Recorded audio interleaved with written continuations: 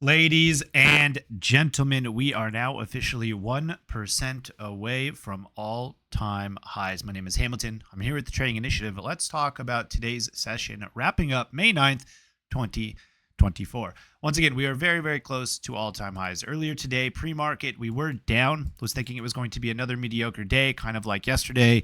And then some data came out at 8:30, and all of a sudden, the entire script flipped. The market started to rally, the dollar started to die back down, and bonds started to get bid. Bonds were down earlier today, as you can see, but they finished green on the day. This is a huge bullish engulfing candlestick. As always, we know there's a positive correlation right now between bonds and the equity market. So when bonds are getting bought, or at the very minimum not going down, equity should have a pretty good opportunity to rally, and they sure did today. And once again, the dollar ended up down today off of that news that came out at 8:30 this morning, and ended up deep down 0.27. But I think the most important part here, something that we've talked about for the last few daily market updates, is that how was the dollar going to react at this level? Going back 2 weeks, it was a previous support level. Does it act as a potential resistance area? And it did. So I do expect the dollar to continue to break down towards that 200-day moving average. And at that point, I do think the market is going to be at all-time highs very soon. Not sure if it's going to be tomorrow being Friday, but very, very soon. I think within the next week minimum or maximum, that at the very minimum, the S&P 500 is going to be back up into the all-time high territory. Now, obviously, the Qs have a little bit more to go.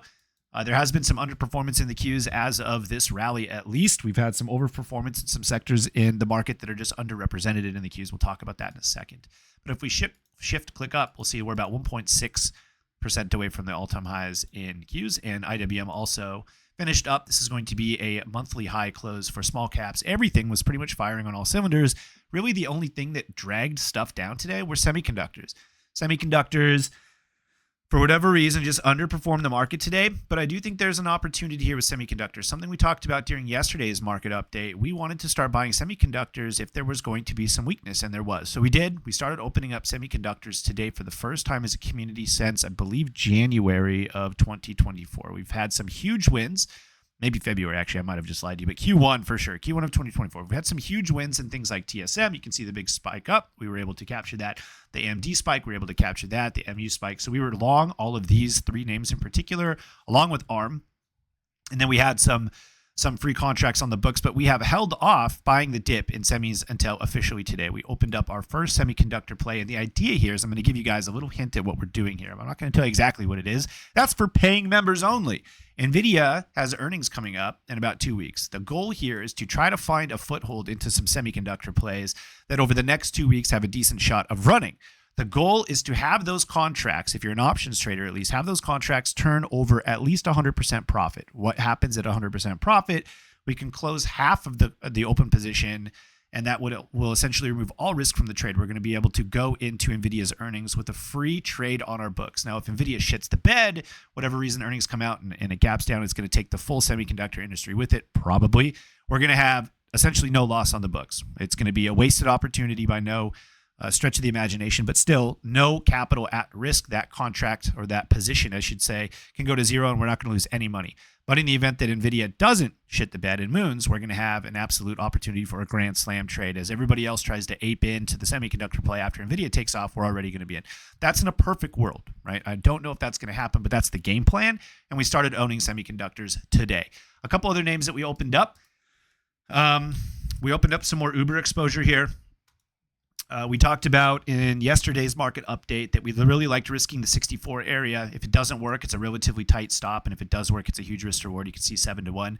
I don't care about the actual stock. I don't care about the company. I don't care about the earnings. I don't care about any of it. I care about trading the chart and high risk reward setups. There's an easy pivot here at the 64 previous all-time high, which we played last time. It was a big win for us. We're playing the exact same setup this time. The stop's going to be even tighter, somewhere right at the 200-day moving average. Like I said, it sets us up for a 7-1.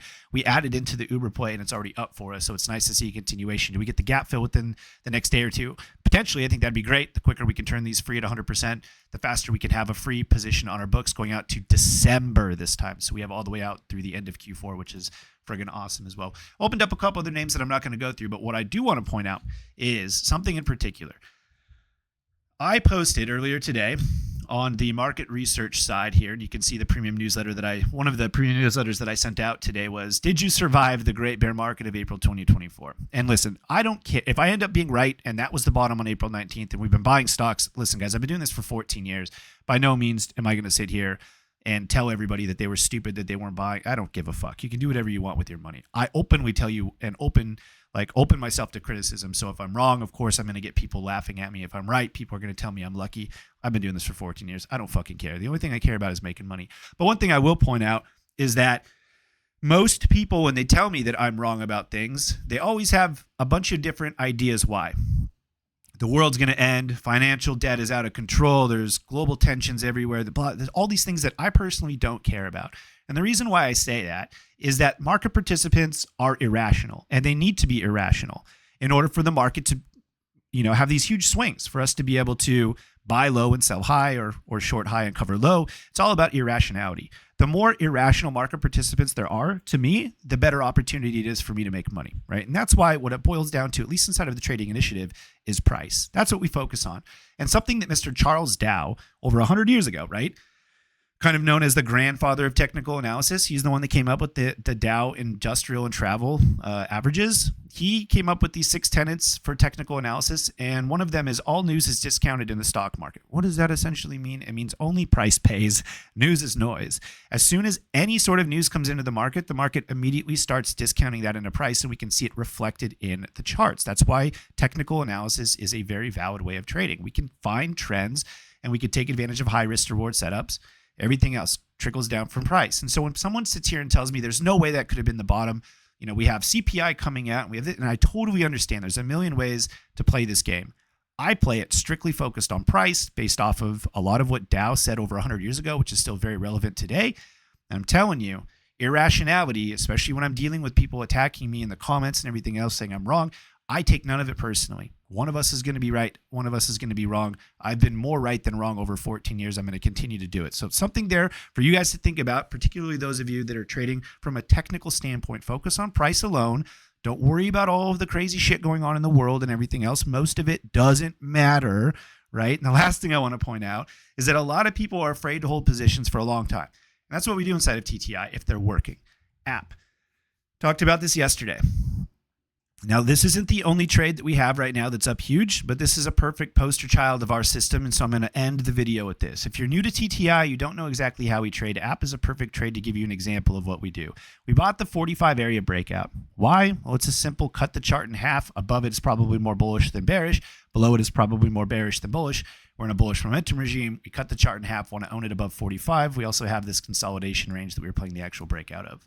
We bought July 65s because at the time, there's our price target. Now, one thing that most people screw up, particularly those of you that are swing trading, a momentum style of trading, you try to time every top. And if you're an options trader, you buy the luxury of having time. If you're buying a July contract way back here in February or January when we were originally buying this stuff, guys, don't close it after a couple of days. It could have been very easy to close it right here. But was the trade idea completed? No. You can take profit, but your biggest losses in the market are going to come from closing trades too early, not closing trades too late or losing trades. Your biggest losses are going to be the winners that you try to get cute with and you cut too early and they continue to run.